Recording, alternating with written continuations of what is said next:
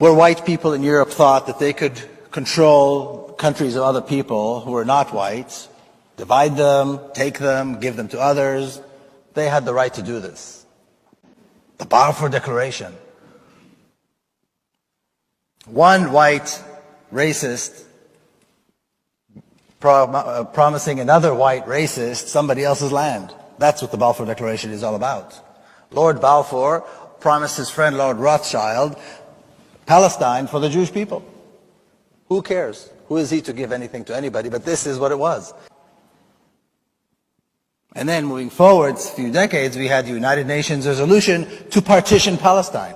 Who is the United Nations to partition Palestine? The partition was not done in a very fair way. One part is clearly larger than the other.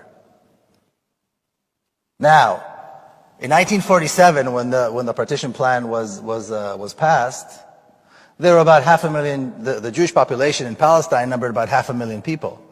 This was the generation of my grandparents who immigrated there, and my parents who were born there. Some 500,000 people who made up the entire Jewish community in Palestine. The Palestinians, the natives of the land, were about 3 times as many, close to 1.5 million people. Yet, the United Nations, in its infinite wisdom, decided to give the larger portion of the country to the smaller community. And it's interesting because to this day we hear people say, this is really all the Palestinians' fault, because they rejected the partition plan. Well, first of all, nobody asked them. So it's not like they had an opportunity to reject. But can you imagine not rejecting it? That the United Nations would come and slice off the larger portion of your country and give it to a community of immigrants, really, who just came off the boat. Now here they were, and they defeated the Arabs. And they established a Jewish state once again in the land of Israel after 2,000 years. Well, this is almost a biblical story. How can you refute this? How can you argue with such a romantic, like I said, almost biblical story? Who would dare say that this is not true? And it's such a powerful story, too. The problem, of course, comes up when we start looking at the details. So the two communities, even though one was much smaller than the other, were both expecting to and were hoping to be recognized as states.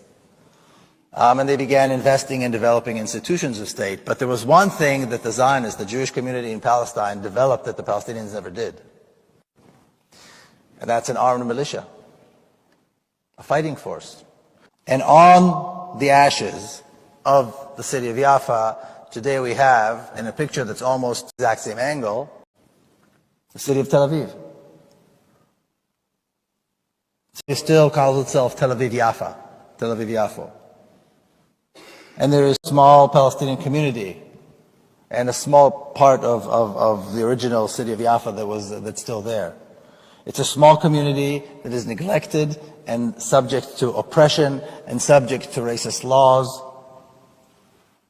Israeli police does not go in to solve crime. Palestinian youth in Jaffa have no hope and no reason for hope, no opportunities.